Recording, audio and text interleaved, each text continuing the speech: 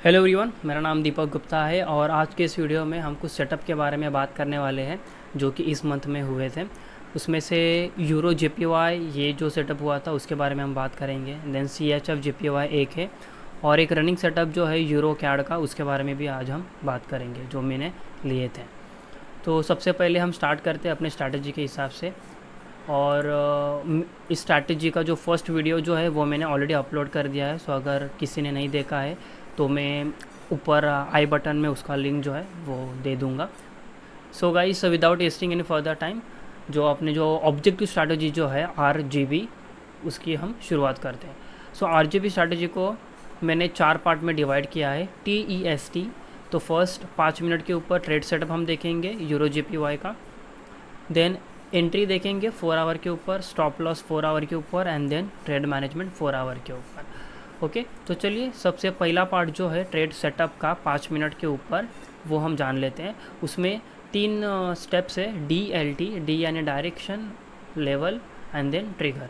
तो सबसे पहले डायरेक्शन जो है यानी कि ट्रेड सेटअप जो है 5 मिनट के ऊपर हम चले जाते हैं पहले, और फिर हम इस पहली जो हमारे EMA जो है RGB 100, 200 एंड 600 EMA, उसको हम ऑन करके पहले हम ये देख लेते हैं कि 5 मिनट के ऊपर जो सेटअप जो है वो कैसा बना है। तो सबसे पहले डायरेक्शन जो है वो है 200 EMA and 100 EMA crosses 600 EMA, यानी कि GB जब R को क्रॉस करता है। चलिए तो वो स्टेप देख लेते हैं।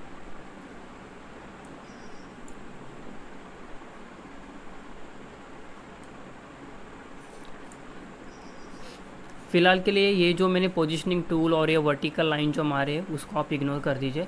तो हम डायरेक्शन के बारे में पहले बात कर लेते हैं। तो ब्लू जो है वो हमारा 100 EMA है, ब्लू 100 EMA है। ग्रीन जो है वो 200 EMA है और रेड जो है वो 600 EMA है। और ये जो ये डायरेक्शन की जो है ये शुरुआत है। तो यहाँ पर हमारा GB जो है यानी कि 100 और 200 EMA ने जो है 600 EMA को फर्स्ट टाइम फ्रेशली जो है वो यहाँ पे क्रॉस ओवर किया है, यानी कि यहाँ से जो है आपका डायरेक्शन कंफर्म हो गया। आपकी EMA सीक्वेंस में भी आ गए RGB, यानी कि रेड नीचे है, देन ग्रीन, देन ब्लू, यानी कि 600 के ऊपर 200, 200 के ऊपर 100। यानी कि इससे आपको पता चल जाता है कि ये आपका जो मार्केट जो है, जो यूरो JPY का ये जो पेयर जो है वो अप ट्रेंड में है। तो हम लॉन्ग वाले सेटअप जो है वो देखेंगे। सो डायरेक्शन का पॉइंट जो है वो यहाँ पर क्लियर हो गया है। देन हम लोग देखते हैं कि लेवल। सो लेवल क्या है हमारा 600 EMA। तो 600 EMA को कब आया था, तो आप प्राइस एक्शन जो है उसको आप देख सकते हो कि प्राइस जो है वो यहाँ से ऊपर ऊपर ऊपर ऊपर गई एंड देन उसके बाद जो है 600 EMA के ऊपर यहाँ पर उसने सपोर्ट ले लिया, यानी कि बाउंस ले लिया। तो ये हमारा लेवल हो गया। तो ये लेवल होने के बाद जो है आप यहाँ पर आप अभी इजीली XABC लेग जो है वो फाइंड आउट कर सकते हैं। चलिए नेक्स्ट स्टेप क्या है, ट्रिगर है, यानी कि ब्रेकआउट ऑफ स्ट्रक्चर। सो आपका ये डायरेक्शन हो गया जब GB ने रेड को क्रॉस किया, यानी कि 100 200 EMA ने 600 EMA को क्रॉस किया फ्रेशली। तो आपका ये डायरेक्शन हो गया। यहाँ पर रिटेस्ट के लिए आई प्राइस 600 EMA के ऊपर, ये आपका लेवल हो गया एंड ट्रिगर। सो ट्रिगर के लिए मार्केट स्ट्रक्चर का ब्रेक चाहिए। सो आपका प्रीवियस मार्केट स्ट्रक्चर कहाँ पर था, यहाँ पर, क्योंकि प्राइस एक्शन जो यहाँ से ऊपर ऊपर ऊपर गई उसके बाद उसने ये लेवल बनाया और फिर उसके बाद जो है यहाँ पर ट्रिगर आपको मिल गया, यानी कि ये स्ट्रक्चर का ब्रेक कहाँ पर हुआ है, यहाँ पर हुआ है। मैं इसको थोड़ा सा एक्सपांड कर देता हूँ ताकि देखने में थोड़ा ईजी लगे। तो ये जो स्ट्रक्चर को जो है मार्केट ने इस पॉइंट पे ब्रेक किया है, यानी कि ये जो है यहाँ पर जो है आपका ट्रिगर हो गया है। ओके, अब ये सारी चीज़ें तो हो गई। अब हम इसमें जो है वो ABC भी एक बार देख लेते हैं कि कौन सा हमारा X लेग है, कौन सा A है, B है और फिर C है। तो यहाँ पर आप देख सकते हो ये मेरा X पॉइंट हो गया, देन ये मेरा A, ये B और फिर ये यहाँ पर C पॉइंट हो गया। ओके, तो अभी हम देखते हैं कि X लेग को मैंने ये वाला पॉइंट क्यों लिया है। सो X लेग को फाइंड आउट करने का सिंपल इजी पॉइंट जो है वो यहाँ पर लिखा हुआ है मैंने स्टार रूल में। सबसे पहले हमें XABC लेग को फाइंड आउट करना है। To find X leg for to find X leg look for opposite GB crossover. तो चलिए, तो एक्स लेग को फाइंड आउट करने के लिए हमें अपोजिट जीबी को क्रॉसओवर देखना है। तो यहाँ पर जो है हमारा क्रॉसओवर जो है यानी कि जीबी जो है वो अप ट्रेंड में क्रॉस किया है, ऊपर की साइड में 600 EMA को क्रॉस किया है। तो एक्स लेग फाइंड आउट करने के लिए हम अपोजिट डायरेक्शन का क्रॉसओवर देखेंगे जो कि यहाँ पर हुआ है। सो इस पॉइंट से लेकर इस पॉइंट तक, यानी कि ये पॉइंट से लेकर ये वाले पॉइंट तक जो भी लोवेस्ट पॉइंट जो रहेगा वो आपका एक्स लेग रहेगा। क्यों लोवेस्ट? क्योंकि आप यहाँ पर लॉन्ग कर रहे हो, और आप अगर लॉन्ग कर रहे हो तो एक्स नीचे आएगा, एक्स ए बी सी। सो ये आपका हो गया एक्स लेग। तो यहाँ पर जो भी लोवेस्ट पॉइंट जो है वो मेरा एक्स लेग आएगा। ये वाला पॉइंट भी आ सकता था, पर इससे भी नीचे जो है ये वाला पॉइंट है कुछ पिप से, इसके लिए ये मेरा एक्स पॉइंट आ गया। एक्स आने के बाद ये मेरा ए पॉइंट है, क्योंकि ये हाईएस्ट है, ये मेरा जो इम्पल्स लेग जो है ये मेरा हाईएस्ट है। और फिर उसके बाद ये मेरा बी लेग आ गया, क्योंकि नीचे की तरफ जब वो आया तो ये पॉइंट मेरा सबसे लोवेस्ट है। और फिर जो भी पॉइंट जो है वो ए को तोड़ता है वो मेरा सी लेग जो है आगे जाकर कंटिन्यू हो जाएगा। सो यहाँ पर हमने डायरेक्शन लेवल ट्रिगर को यहाँ पर इजीली फाइंड आउट कर लिया है। उसके बाद फिब रिट्रेसमेंट टूल का हम लोग इस्तेमाल करेंगे अपने लेवल्स को मार्कआउट करने के लिए, और हमारे EMA जो है वो RGB के सीक्वेंस में होने चाहिए। तो फिब टूल जो है यानी कि ये वाला टूल जो मैंने मारा है ये फर्स्ट लेवल, ये ज़ीरो लेवल, उसको हमें मारना है। ये किस तरीके से बनाना है, क्या करना है, इसको मैंने मेरे फर्स्ट वीडियो में एक्सप्लेन कर दिया है, इतना कोई हार्ड नहीं है। तो ये हमने फिबोनाची रिट्रेसमेंट टूल लिया, यहाँ पर फर्स्ट क्लिक कीजिए ए पे, सेकंड क्लिक कीजिए एक्स पे, तो आपको जो है वो पूरा का पूरा जो लेवल जो है वो मिल जाएगा। गाइस, सो 5 मिनट के ऊपर हमारा जो ट्रेड सेटअप वाला पार्ट जो है वो क्लियर हो गया है, डायरेक्शन, लेवल और ट्रिगर। चलिए, तो इसके बाद हम जाते हैं 4 आवर के ऊपर। DLT हमारा क्लियर हो गया। अभी 4 आवर के ऊपर हम देखते हैं एंट्री पॉइंट, और 4 आवर के ऊपर आपको EMA की ज़रूरत नहीं है, तो इसको हम लोग क्लोज़ कर देते हैं। अभी आपको RSI की ज़रूरत है। ये सेटअप नहीं है, ये पिछले मंथ का है, अप्रैल में हुआ था, ये मई वाला सेटअप है, इसके बारे में हम अभी बात कर रहे हैं। ओके, तो अगर आप ध्यान से देखोगे तो ये मेरा एक्स पॉइंट था, ये मेरा ए, और फिर यहाँ पे जो नीचे आया था जो रेड लेवल को टच किया था, और फिर ये सी हो गया। सो फिबोनाची टूल जो है, ये लेवल जो आप देख रहे हो ब्लैक लेवल, इसको मैंने यहाँ से लेकर यहाँ तक मारा तो मेरा ग्रीन लेवल भी मुझे मिल गया, और फिर मेरा टारगेट जो है जो कि 2.4 लेवल है, और 2 जो है वो मेरा ग्रीन लेवल है, वो मुझे मिल गया। अभी हम जाते हैं ट्रेड सेटअप के बाद जो है वो एंट्री जो है वो 4 आवर के ऊपर बनेगी। उसके लिए जो स्टेप जो है वो है एपी, यानी कि हमें बिग शैडो ढूंढना है। उसके लिए 4 स्टेप है, उसको क्लियर कर देते हैं। सो एरिया जो है वो हमारा रहेगा 0 to सेकेंड, यानी कि ग्रीन लेवल तक। 0 यानी कि ये लेवल है मेरा, और सेकेंड ग्रीन लेवल यहाँ पर है। सो यहाँ से यहाँ तक मुझे क्या देखना है, बिग शैडो कैंडल जो है वो देखनी है। बिग शैडो कैंडल दो जगह पे आपको मिल सकते हैं।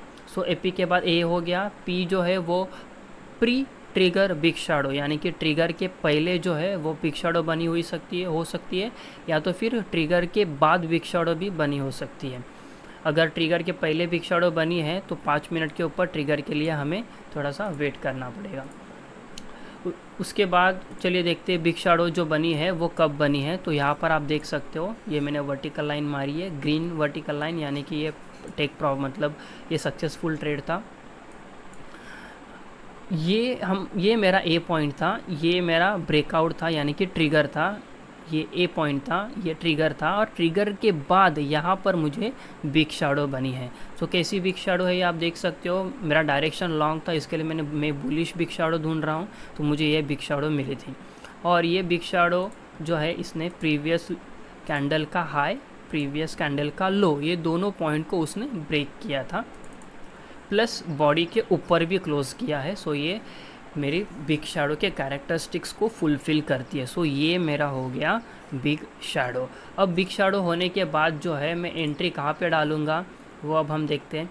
एंट्री प्राइस मुझे कहाँ पे डालना है, रिटेस्ट ऑफ प्रीवियस कैंडल, जो कि बिग शैडो की प्रीवियस कैंडल जो है उस पर मैं एंट्री डालूँगा।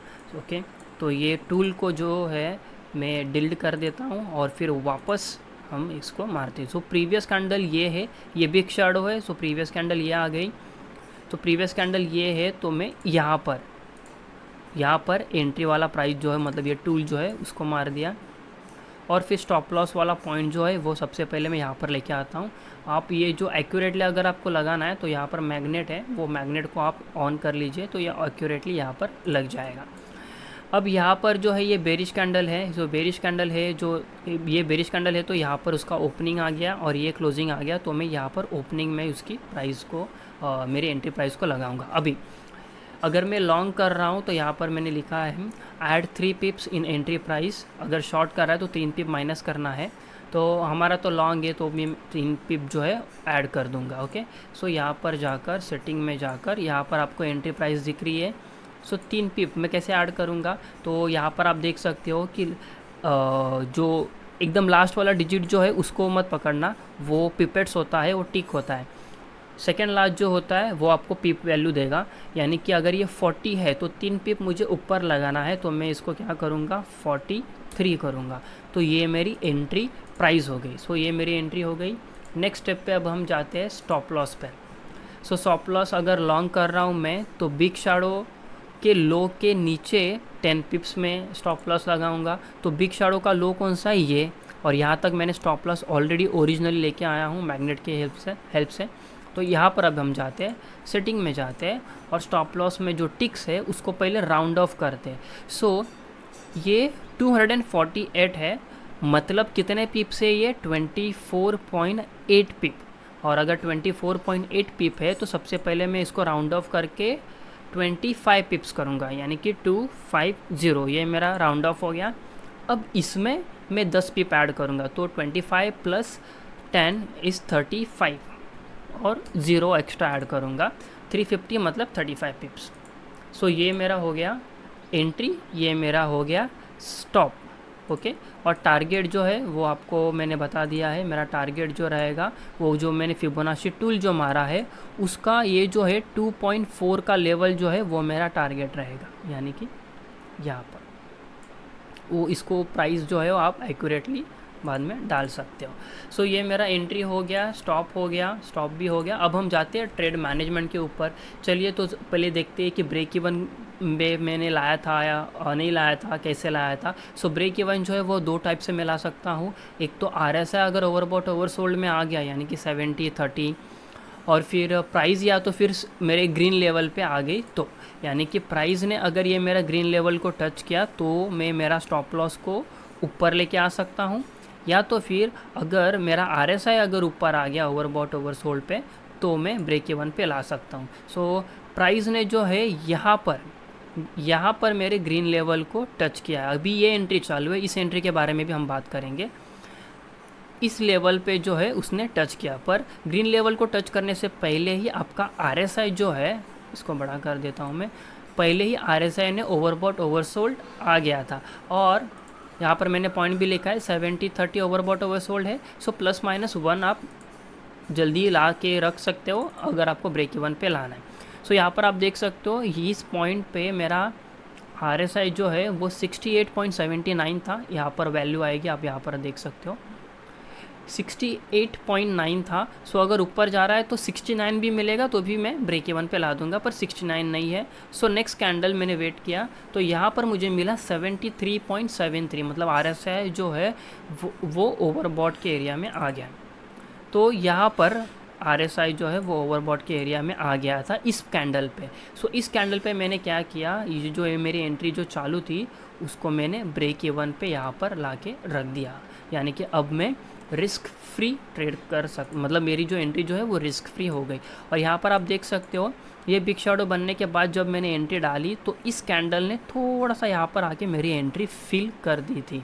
इसी का यही रीज़न है कि मैं जो एंट्री जो है वो एटलीस्ट 3 पिप ऊपर लगाता हूँ, ताकि जो मार्केट को भी थोड़ा सा एक्स्ट्रा रूम मिले कि वो कवर अप करे, स्प्रेड वगैरह रहने के बावजूद भी आपकी एंट्री फिल करें। अब इस एंट्री के बारे में बात करते हैं। ध्यान में रखना हर सेटअप में एटलीस्ट हम मैक्सिमम 2 एंट्री ही लेते हैं, उसके ऊपर नहीं, क्योंकि अगर आप ज़्यादा एंट्री लोगे तो आपका रिस्क भी उतना आप एक्सपोज कर रहे हो। सो ज़्यादा से ज़्यादा जो है वो 2 एंट्री में लेता हूँ। तो ये दूसरी एंट्री भी यहाँ पर बनी, पहली एंट्री मैंने यहाँ पे डाली, ये फिल हो गई, और अब थोड़ी देर के बाद जो है वो दूसरी एंट्री बनी। अब दूसरी एंट्री मैं कब तक देख सकता हूँ? ऑब्वियसली जब तक मैं ब्रेक इवन पे नहीं आया हूँ, मतलब ना RSI ओवरबॉट ओवरसोल्ड पे गया है, ना ग्रीन लेवल पे प्राइस ने टच किया है, तो फिर मैं सेकेंड एंट्री भी देख सकता हूँ। तो यहाँ पर आप देख सकते हो ये मेरी सेकेंड बिग शैडो है। तो अगर आपको और प्रॉपर से अगर मैं आपको दिखाऊँ तो आप देख सकते हो प्रीवियस कैंडल का जो हाई जो है वो ये है और प्रीवियस कैंडल का लो जो है वो ये है। इसको मैं कैंसिल कर देता हूँ। अगर आप ठीक से देखोगे तो इस कैंडल का जो हाई जो था वो था 167.257 और बिग शैडो ने जो है वो थोड़े से पॉइंट से, देखिए आप देख सकते हो यहाँ पर उसको ब्रेक किया है। सो मुझे सेम लेवल नहीं चाहिए, पूरी की पूरी मैकेनिकल स्ट्रैटेजी है। अगर एक टिक से भी अगर वो ऊपर ब्रेक कर रहा है तो मेरे लिए वो वैलिड पॉइंट है। ओके, ऊपर का हाई तोड़ दिया और नीचे का हाई तो क्लियर कट यहाँ पर वीक ने जो है वो तोड़ दिया है। सो मेरा जो और ऊपर से ये जो बॉडी के ऊपर भी यहाँ पर क्लोजिंग दिया, एटलीस्ट बॉडी को पूरा खा जाना चाहिए, नॉट एंटायर कैंडल भी अगर खाती है पूरी बिग शैडो तो भी फाइन, बट एटलीस्ट बॉडी को तो ये इसने खा ही लिया है, मतलब इंगल्फ कर लिया है। ओके, तो इसको मैं निकाल देता हूँ। तो ये बिग शैडो कैंडल जो है वो कंफर्म हो गई है। अब यहाँ पर इस सेटअप के लिए मुझे वापस DLT देखने की ज़रूरत नहीं है, जो ट्रेड सेटअप जो है वो ऑलरेडी बन गया है। उसके बाद मैंने सिर्फ यहाँ पर एंट्री डाली और दूसरी एंट्री मुझे यहाँ पर मिली। चलिए तो वापस इसमें एंट्री डालते हैं। तो एंट्री मैं कहाँ पर डालूँगा? बिग शैडो के प्रीवियस कैंडल पे। तो इस पे यहाँ पे मैंने रख दिया, मैग्नेट मेरा चालू है और इसको मैं लेके आया बिग शैडो तक। सो एंट्री 3 पिप ऊपर और स्टॉप लॉस 10 पिप नीचे। चलिए तो वो कर देते हैं।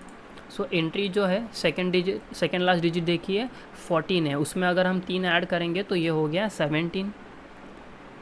अब स्टॉप लॉस को हमें ऐड करना है 10 पिप्स पर। उसके पहले हम स्टॉप लॉस को राउंड ऑफ कर देते हैं ताकि आपका जो स्टॉप लॉस जो है वो प्रॉपर रेंज में आ जाए। सो 44.6 है तो मैं इसको राउंड ऑफ करूँगा 45। ओके, अब इसमें मैं 10 पिप्स ऐड करूँगा। सो 45 + 10 आ गया 55। ओके, और मेरा जो टारगेट जो है वो तो यहाँ पर है 2.4 लेवल जो है वो मेरा टारगेट रहेगा। ओके, सो अब मैं इसको थोड़ा सा एक्सपांड कर देता हूँ। तो अभी हम ट्रेड इस सेटअप का जो है ये वाले एंट्री का ट्रेड सेटअप तो हमने देख लिया था, फिर एंट्री देख लिया, फिर स्टॉप लॉस देख लिया और फिर अब हम ट्रेड मैनेजमेंट देखते हैं। सो अगर आप TEST को अगर अच्छे से फॉलो करोगे, TEST ट्रेड सेटअप को 5 मिनट पे हमने देख लिया, फिर एंट्री को देख लिया, फिर स्टॉप को देख लिया और फिर ट्रेड मैनेजमेंट। सो जो आपका जो अब यहाँ पर जो ब्रेक इवन आया था ये वाले कैंडल पे, राइट। सो इस वाले कैंडल पे मेरा RSI ओवरबॉट ओवरसोल्ड एरिया में आ गया और इस समय पे मेरे कितने एंट्री चालू थे? यहाँ पर ये पहली एंट्री और ये दूसरी एंट्री। तो मैंने दोनों एंट्री को मैंने क्या कर दिया? ब्रेक इवन पे ला दिया, मतलब स्टॉप लॉस जो है उसको मैंने एंट्री पॉइंट पे ला दिया। मतलब यहाँ से आकर अगर मैं आउट भी हो जाता तो मेरा लॉस ना होता, प्रॉफिट तो नहीं होता पर लॉस भी नहीं होता। पर यहाँ पर आप देख सकते हो ये एंट्री बनी थी 8 तारीख को बनी थी, ये 9 तारीख को बनी थी। उसके बाद जो है प्राइस जो है ऑलमोस्ट ब्रेक इवन पे यहाँ पर आई थी। आप देख सकते हो यही है मैकेनिकल स्ट्रैटेजी का, सारे स्ट्रैटेजी के एडवांटेज डिसएडवांटेज दोनों होते हैं। यहाँ पर प्राइस जो है ऑलमोस्ट टारगेट के पास गई थी पर टारगेट हिट नहीं किया, राइट। बट यहाँ पर आपका जो पेशेंस लेवल जो है वो टेस्ट होता है। प्राइस यहाँ से इतनी ऊपर गई, एंट्री भी यहाँ पर फील हुई, सेकंड एंट्री भी फील हुई, टारगेट के नज़दीक गई और उसके नज़दीक जाने के बावजूद भी टारगेट हिट नहीं हुआ और फिर नीचे आई, बट मैं ब्रेक इवन पे आउट नहीं हुआ। और उसके बाद जब मैंने और थोड़े पेशेंस दिखाए तो यहाँ पर आप देख सकते हो यहाँ पर जाकर, यानी कि कौन से तारीख को, 21 तारीख को जो एंट्री बनी थी 8 और 9 को, उसका टारगेट 21 तारीख को हिट हुआ है। और 21 तारीख को हिट होने के बाद आपको टोटल कितने आर मिले हैं ये भी आप देख सकते हो। इस एंट्री में आप यहाँ पर देख सकते हो 4.99 यानी कि ऑलमोस्ट 5 आर आपको मिले हैं। देन यहाँ पर आप देख सकते हो 9.99 यानी कि 10 आर आप अगर भी पकड़ लो तो 10 और 5 यानी कि 15 आर आपको ऑलरेडी यहाँ पर मिल गए। ये सिर्फ 2 एंट्री में आपको 15 आर मिल गए। तो अगर आप 0.50 के अगर आप रिस्क डालते हो या 1% के रिस्क डालते हो, जो भी आप रिस्क डालते हो उससे 15 गुना आपका जो प्रॉफिट जो है वो हो गया है। So it was really long trade. इतना टाइम तक ज़्यादा बहुत रेयरली जाते हैं। मोस्ट ट्रेड जो है वो 2 दिन या 3 दिन लेते हैं, इसने तो ज़्यादा टाइम ले लिया, बट जो पेशेंस जो है वो काफ़ी ज़्यादा वर्थ है।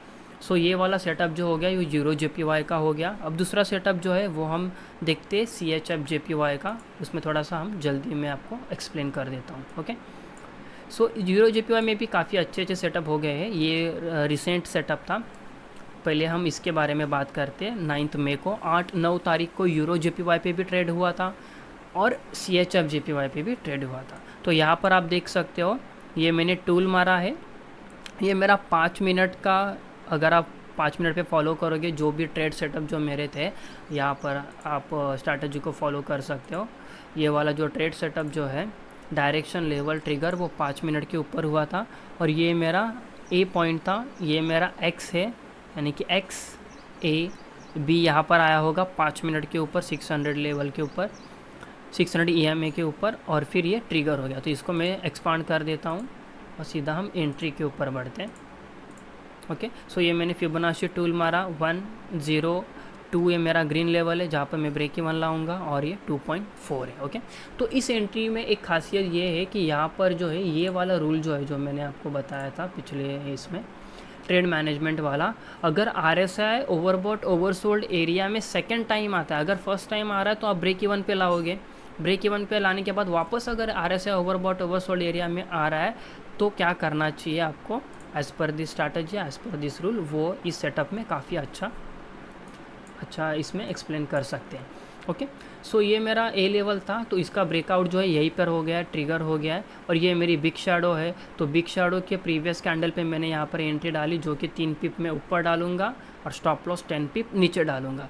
तो अब यहाँ पर आप देख सकते हो सेम सेटअप जो है वो यूरो JPY पे हुआ था, वो एंट्री वहाँ पे फिल हो गई थी, मतलब मैं एंट्री मेरी चालू थी, पर यहाँ पर आप देख सकते हो जब जैसे ये वाला कैंडल ओपन हुआ ये यहाँ तक आया ही नहीं, मेरे एंट्री प्राइस पर आया ही नहीं, मेरी एंट्री मैंने स्टिल डाल के रखी थी लिमिट प्राइस के ऊपर। ओके, उसके बाद जो है ये सेकंड सेटअप चालू हो गया, ये सेकंड एंट्री मुझे वापस मिली, वापस बिग शैडो मुझे मिला। मैक्सिमम में 2 एंट्री ले सकता हूँ एक सेटअप में।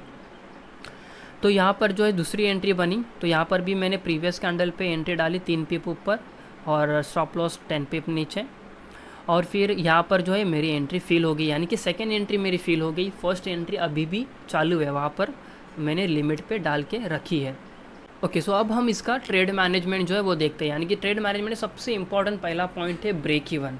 अगर ब्रेक इवन पे जो है मैं 2 तरीके से लाता हूँ, या तो मेरा RSI जो है वो ओवरबॉट ओवरसोल्ड पे आए, ओवरबॉट पे आए, क्योंकि मैं लॉन्ग कर रहा हूँ, तो RSI अगर ओवरबॉट पे आ जाएगा तो मैं ब्रेक इवन पे ला दूंगा, या तो फिर मेरा ग्रीन लेवल जो है यानी कि सेकंड लेवल उसको अगर टच हो गया तो मैं ब्रेक इवन पे लाऊंगा। तो यहाँ पर RSI आ गया था, ग्रीन लेवल तो काफ़ी दूर था, RSI आ गया, तो चलो तो देखते हैं तो RSI कौन से कैंडल पे ऊपर आ गया था। तो यहाँ पर आप देख सकते हो ये वाला जो लाइन जो है ये ओवरबॉट का एरिया है, और ये नीचे जो है वो 30 वो ओवरसोल्ड का एरिया है। तो यहाँ पर आप देख सकते हो ये जो ब्लैक लाइन वर्टिकल लाइन जो मैंने मारी है, यहाँ पर मेरा RSI ऊपर आ गया, यहाँ पर आप वैल्यू देख सकते हो ये वाले पॉइंट पे। तो यहाँ पर मेरा RSI जो है वो 70.24 था, यानी कि RSI जो है वो ऊपर आ गया। मतलब इस पॉइंट पे, इस कैंडल पे सबसे पहले मैंने क्या किया, मेरा जो रनिंग एंट्री जो है उसको मैंने ब्रेक इवन पे ला दिया, और ये एंट्री जिसको मैंने डाली थी पर वो फिल नहीं हुई तो मैं इसको कैंसिल कर दूंगा। जो मैंने एंट्री डाली उसको क्यों कैंसिल कर दूंगा, क्योंकि सेम लॉजिक है, अगर ये एंट्री फिल हो जाती तो मैं मेरी स्टॉप लॉस को एंट्री पॉइंट पे ला देता, ताकि मेरा रिस्क जो है वो अभी ब्रेक इवन पे आ गया। तो ये एंट्री फिल ही नहीं हुई तो उस एंट्री का वहाँ पे लिमिट प्राइस डाल के अभी कोई फ़ायदा नहीं है। अगर फिल हुई होती तो मैं उसको ब्रेक इवन पे लेकर आ जाता, जैसे यूरो JPY में किया। तो यहाँ पर जो है मैं इसको इस एंट्री जो मैंने डाली है उसको मैंने कैंसिल कर दिया, और इस एंट्री को मैंने स्टॉप लॉस जो है वो उसको ब्रेक इवन पे ला के रख दिया। अब हमें आगे वाले जो ट्रेड मैनेजमेंट के रूल जो है उसको हमें देखना है। प्राइस तो सेकंड लेवल पे आई नहीं, चलो टारगेट भी हमने डाल दिया 2.4 लेवल का जो भी है, अभी ये तो पॉइंट, ये वाला पॉइंट जो है वो तो क्रिएट हुआ नहीं सेकेंड DLT, पर ये हो गया। If RSI comes in overbought oversold area यानी कि 70-30 सेकेंड टाइम सिक्योर और क्लोज एंट्री। तो यहाँ पर आप देख सकते हो कि जैसे कि ये वाला RSI जब ऊपर आया तो आपने आपकी एंट्री को ब्रेक इवन पे ला के रख दिया। फिर टाइम जा रहा है, टाइम जा रहा है, आप वेट कर रहे हो या तो आपके टारगेट के ऊपर जाए, जैसे यूरो JPY के लिए आप वेट कर रहे थे, या तो फिर जैसे जैसे मार्केट आपको नई नई इन्फॉर्मेशन देगा वैसे वैसे आप अपने स्ट्रैटेजी के रूल को फॉलो कर सकते हैं, जो कि मैंने किया है। तो यहाँ पर मैंने वेट किया, यहाँ पर मैंने ब्रेक इवन लाया, फिर RSI नीचे आया और वापस RSI जो है वो ऊपर चला गया, यानी कि RSI अभी सेकेंड टाइम ओवरबॉट पे आ गया। ओके, सो सेकेंड टाइम जब RSI ओवरबॉट पे आ गया तो एज़ पर माई स्ट्रैटेजी क्या बोलती है, या तो आप सिक्योर करो उतना टारगेट, थोड़ा सा टारगेट जो है अपने एंट्री को सिक्योर करो, ब्रेक इवन पे तो ऑलरेडी ला के रख दिया है हमने, या तो फिर वही पे जो एंट्री जो है आपकी क्लोज़ कर दो, यानी कि थोड़ा सा प्रॉफिट लेकर निकल जाओ। बट मैंने यहाँ पे क्या किया है, अगर मैं यहीं पे ये वाले पॉइंट पे अगर मैं मेरी एंट्री को क्लोज़ कर देता तो मुझे काफ़ी छोटा प्रॉफिट मिलता। सो व्हाट आई डिड, और ये रूल जो है ये आप भी फॉलो कर सकते हो, इतना कोई हार्ड नहीं है। यहाँ पर जो है अपना जो फिबोनाची का जो टूल जो है उसको आप अगर आप ओपन करोगे तो यहाँ पर एक पॉइंट है 1.618, उसको आप अनेबल कर दीजिए, अगर आप में नहीं है तो ये डाल दीजिए 1.618। और 1.618 ये क्या है, ये गोल्डन रेशियो है, ये फिबोनाची का गोल्डन रेशियो है। तो ये इस लेवल को आप एक इम्पॉर्टेंट टारगेट के हिसाब से भी देख सकते हो, अगर ऐसे सिनारियो बने तो एक मिनिमम टारगेट पॉइंट तक। अभी देखिए आपके पास क्या क्या ऑप्शन है, पहले तो आपने एंट्री को ब्रेक इवन पे ला के रख दिया है। सेकंड ऑप्शन ये है कि आप यहीं पे क्लोज़ कर दो डायरेक्टली, तो आपको थोड़ा सा ही प्रॉफिट मिलेगा। ओके, मतलब ओरिजिनल प्रॉफिट, ओरिजिनल टारगेट आपका कहाँ पर है, यहाँ पर है, राइट, जो कि आपको दे रहा था 7.7 आर का प्रॉफिट दे रहा था। तो यहाँ पर आपने पहले तो ब्रेक इवन ला दिया, फिर सेकेंड टाइम RSI ऊपर आ गया, तो या तो आप ब्रेक इवन पे रख के चिल आउट कर दीजिए कि नहीं मैं टारगेट का वेट करूँगा।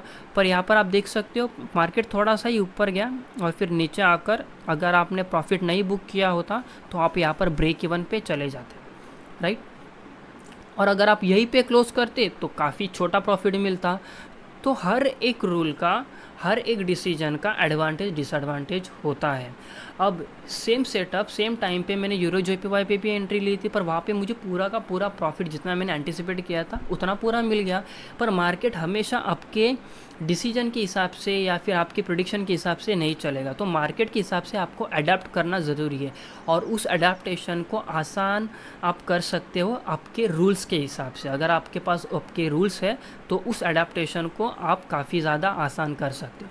सो देखिए मैंने क्या किया, ना ही मैंने वेट किया कि मेरा पूरा जो टारगेट जो है 7 आर का वो मुझे मिले, मैंने उसका वेट नहीं किया, ना ही मैंने एंट्री यहाँ पर क्लोज़ की। तो मैंने एक मिडल ग्राउंड को फाइंड आउट किया। सो मेरा मिडल ग्राउंड क्या है, जब 2 बार RSI ऊपर आता है तो वो मैं क्या देखता हूँ कि 1.618 जो है एटलीस्ट वहाँ तक आ जाए मार्केट। मतलब मैंने ना यहाँ पर एंट्री क्लोज़ की, ना ही मैं इंतज़ार करते रहा कि पूरा का पूरा ऊपर जाए। तो मैंने क्या किया, यहाँ पर प्राइस आने के बाद यहाँ पर आप देख सकते हो इस कैंडल ने मेरा ये जो लेवल है 1.618 गोल्डन रेशियो उसके ऊपर क्लोजिंग दी। तो इस पॉइंट पे जो है मैंने मेरे एंट्री को क्लोज कर दिया, यानी कि इस पॉइंट पे। और यहाँ पर आप देख सकते हो कि मुझे 7 आर तो नहीं मिला, और ना ही अगर मैं यहाँ पर क्लोज़ करता तो शायद मुझे सिर्फ 2 आर मिलता या फिर 1 आर मिलता। पर यहाँ पर मैंने क्लोज़ किया तो मुझे एटलीस्ट 2.58 आर जो है वो मिल गया। आई होप अभी आपको समझ में आ गया होगा। ऐसे वाले सेटअप जो है वो आगे जाकर काफ़ी ज़्यादा मैं एक्सप्लेन करने वाला हूँ, धीरे धीरे हम क्लियर कर देंगे। तो ये सेकंड सेटअप हो गया, और एक रनिंग सेटअप जो है उसके बारे में अब हम बात करते हैं, यूरो कैड। तो मैं 5 मिनट का सेटअप नहीं अभी आपको बताता हूँ, यहाँ यहीं पे 4 आवर पे मैं आपको क्लियर कर देता हूँ। यहाँ पर आप देख सकते हो मैंने ये ए लेग मारा है, ये वाला ए पॉइंट है, ये मेरा एक्स पॉइंट यानी कि एक्स ए। यहाँ पर 5 मिनट का 600 EMA आ गया, और फिर यहाँ पर मेरा ट्रिगर हो गया 5 मिनट के ऊपर। सो एक्स ए बी और सी, सो मेरा ट्रेड सेटअप जो है मेरा फर्स्ट पॉइंट जो है वो यहाँ पर क्लियर हो गया। मेरे स्ट्रैटेजी टेस्ट का ट्रेड सेटअप 5 मिनट के ऊपर क्लियर हो गया। अब हम देखते हैं एंट्री 4 आवर के ऊपर, जिसमें हमें बिग शैडो देखना है। तो यहाँ पर आप देख सकते हो ये बिग शैडो हो गई। ये बिग शैडो जो है यहाँ पर मैंने एंट्री डाली प्रीवियस कैंडल पे, थोड़ा जूम कर देता हूँ। सो प्रीवियस कैंडल पे 3 पिप ऊपर मैंने एंट्री डाली और बिग शैडो के नीचे 10 पिप मैंने स्टॉप लॉस डाल दिया। पर आप देख सकते हो कि ये एंट्री जो है ये यहाँ पर फिल नहीं हुई है अभी तक। कैंडल वाइज हम आगे आगे जाते हैं। ये रेड वर्टिकल लाइन यानी कि इसका स्टॉप लॉस गया है, एसएल गया है। तो यहाँ पर मुझे अनदर बिग शैडो मिली, तो ये दूसरी बिग शैडो है। देखिए बिग शैडो को भी मैं कम्प्लीटली ऑब्जेक्टिव तरीके से देखता हूँ। अब ये बिग शैडो अगर आप देखोगे तो कितनी मोटी है, कितनी स्ट्रांग है, और अगर ये बिग शैडो आप देखोगे तो ये डोजी है, राइट, डोजी कैंडल है। बट अगर वो मेरे बिग शैडो के कैरेक्टरिस्टिक्स को फुलफ़िल कर रही है तो मेरे लिए वो बिग शैडो है। अगर आपको मैकेनिकल ट्रेडिंग करना है, अगर आपको ऑब्जेक्टिवली ट्रेडिंग करना है, तो आपको उसके कुछ डिसएडवांटेजेस को भी एक्सेप्ट करना पड़ेगा। अगर आपने सोचा कि नहीं ये मुझे अच्छी नहीं लग रही है, ये वाली बिग शैडो कितनी स्ट्रांग थी, बुलिश थी, ये वाली बिग शैडो कैसी दिख रही है, तो आप चले गए पूरे के पूरे डिस्क्रिशनरी ट्रेडिंग में, यानी कि सब्जेक्टिव ट्रेडिंग में। सब्जेक्टिव ट्रेडिंग को करना काफ़ी ज़्यादा मुश्किल भी हो सकता है और काफ़ी ज़्यादा रिस्की भी हो सकता है। So it is up to you कि आप अपने कैरेक्टरिस्टिक्स को, आप अपने पर्सनालिटी को किस तरीके से डिफ़ाइन करते हो, आपकी स्ट्रैटेजी को किस तरीके से डिफ़ाइन करते हो। सो मेरे लिए बिग शैडो है, मैंने यहाँ पर 3 पिप ऊपर एंट्री डाली। बिग शैडो के 10 पिप सॉरी यहाँ पर 3 पिप ऊपर मैंने एंट्री डाली, 10 पिप नीचे मैंने स्टॉप लॉस डाला है, पर यहाँ पर मेरा ये स्टॉप लॉस हिट हो गया। अब बाय दिस टाइम जब तक मार्केट यहाँ पे चल रहा था, एक एंट्री मैंने डाल के रखी है जो फिल नहीं हुई है लिमिट प्राइस के ऊपर। सेकेंड एंट्री का मेरा स्टॉप लॉस गया और हर सेटअप में मैक्सिमम में 2 एंट्री जो है वो ले सकता हूँ, यानी कि 2 एंट्री का रिस्क में प्रोवाइड कर सकता हूँ। अब आगे जाकर मुझे तीसरी एंट्री मिली, मैंने कि तीसरी बिग शैडो। अब तीसरी बिग शैडो में मैंने एंट्री क्यों डाली? बिकॉज पहली एंट्री जो है वो फिल नहीं हुई थी। मतलब मुझे यहाँ पर बिग शैडो का बुलिश सिग्नल मिला, यहाँ पे बिग शैडो का बुलिश सिग्नल मिला, बट वो वर्क नहीं हुई।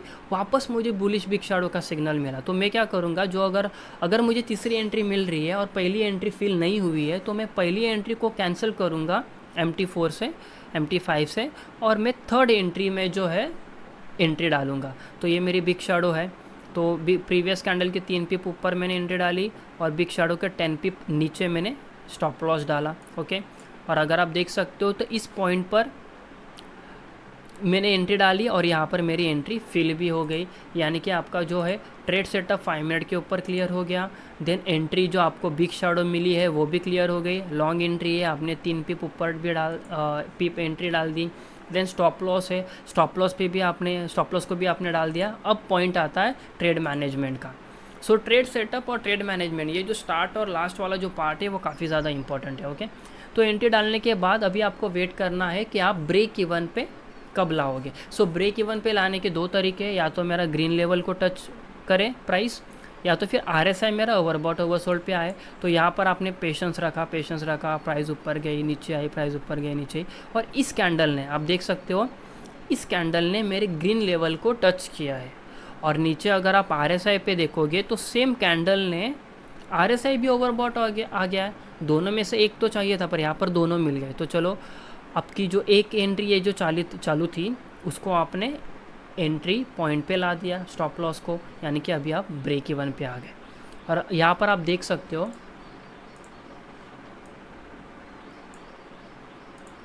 कि ये मेरा टारगेट जो है वो था, यहाँ पर आप प्राइस देख सकते हो, वो है 89.8, और मेरा हाई जो गया था, यहाँ पर आप वैल्यू देख सकते हो, यहाँ पर हाई वाला।